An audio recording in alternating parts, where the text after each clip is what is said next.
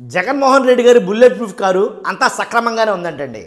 ఎందుకంటానంటే already ఆ కారుని ఏదైతే 18వ తారీఖున పల్నాడు జిల్లాలో రెండపళ్ళ వెళ్ళిన ఆ కాన్వాయ్లో జగన్మోహన్ రెడ్డి గారు కాన్వాయ్లో ఆయన కారు కింద పడి చనిపోయారు సింగయ్య అనేది ఏదైతే అన్నారో దాని నిమిత్తం జగన్మోహన్ రెడ్డి గారి బుల్లెట్ ప్రూఫ్ వెహికల్ని పోలీసులు తీసుకెళ్ళటం, దాన్ని పూర్తిగా పరిశోధించి క్షుణ్ణంగా తనిఖీలు చేశారంట.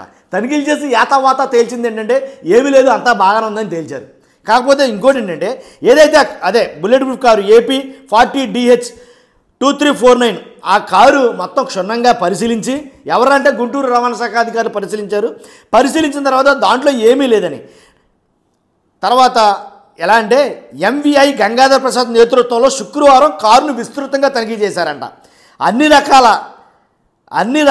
రికార్డులు సక్రమంగా ఉన్నాయని తనిఖీలో వెల్లడైందంట. స్వయంగా ఎంవిఐ అధికారి బుల్లెట్ ప్రూఫ్ కారును 20 నిమిషాల పాటు టెస్ట్ డ్రైవ్ చేసి అంటే నడిపి ఎటువంటి లోపాలు లేవని గుర్తించారు. తర్వాత బుల్లెట్ ప్రూఫ్ కారుకు ఎటువంటి ఇబ్బందులు లేవని ఆర్టీఓ అధికారులు తేల్చారంట. ఎందుకురా తీసుకెళ్లారంటే మీకు తెలుసు ఆల్రెడీ ఏదైతే సింగయ్య మృతి జగన్మోహన్ రెడ్డి గారి కారు వల్ల జరిగింది అని అయితే వాళ్ళు అన్నారు. కాబట్టి వాస్తవానికి ఆ బుల్లెట్ ప్రూఫ్ కారు తీసుకెళ్లడం అది పెద్ద రాద్ధాంతం జరగడం రచ్చవడం మీకు అందరూ తెలిసిన విషయమే. కాబట్టి యాతావాత తేలింది ఏంటంటే ఆ బుల్లెట్ ప్రూఫ్ కారు వల్ల ఏ ప్రాబ్లమే లేదు, ఆ కారులో ఎలాంటి ఇబ్బందులు లేవు అని అయితే వాళ్ళు చెప్పడం జరిగింది. అది వెళ్ళిపోవడం, ఆ కారు తీసుకెళ్ళడం, జగన్మోహన్ రెడ్డి గారు ఇంకో కారు బుల్లెట్ ప్రూఫ్ కారు తేవడం ఇదంతా పెద్ద వైరల్ అయింది వాస్తవంగా మాట్లాడాలంటే. కాబట్టి అసలు ఆ చనిపోవడం అనేదే అసలు ఫేక్ వీడియో అని అంటున్నారు వాస్తవంగా. కాబట్టి నిజంగా బుల్లెట్ ప్రూఫ్ కారు అంటే జగన్మోహన్ రెడ్డి గారి కారు కిందే పడి చనిపోతే అంతకు ముందు వీడియో దాని తర్వాత వీడియో ఏమైంది?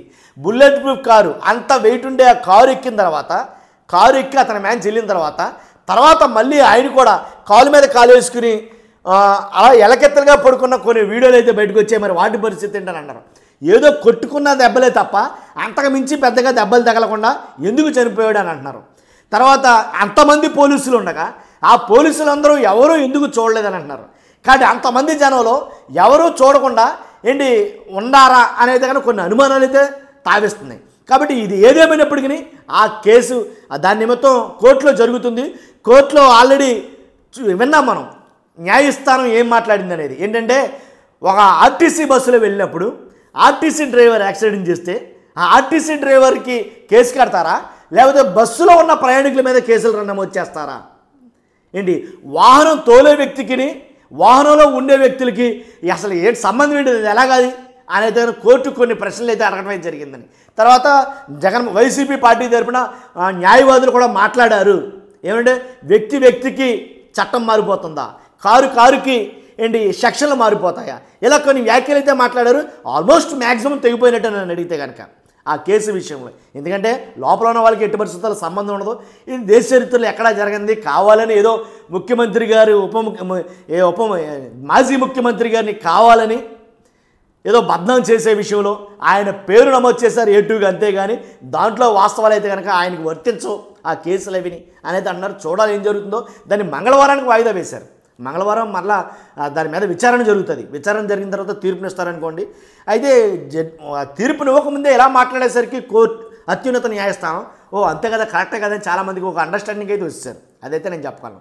ఖచ్చితంగా చూస్తున్నా మీరు అందరూ కూడా మీ అభిప్రాయం తెలియజేయండి. మొత్తానికి ఆ కారులో కూడా ప్రాబ్లం ఏమీ లేదని తేల్చేశారు. అంటే కారు మొత్తం క్షుణ్ణంగా తగ్గించేశారు, టెస్ట్ డ్రైవ్లు చేశారు, తర్వాత అన్నీ చూస్తారు. అన్నీ చూసిన తర్వాత కారులో ఎలాంటి ప్రాబ్లం లేదు అని అయితే చెప్పడం జరిగింది. చూస్తున్నా మీరు అందరూ కూడా మర్చిపోద్దు. Thank you very much.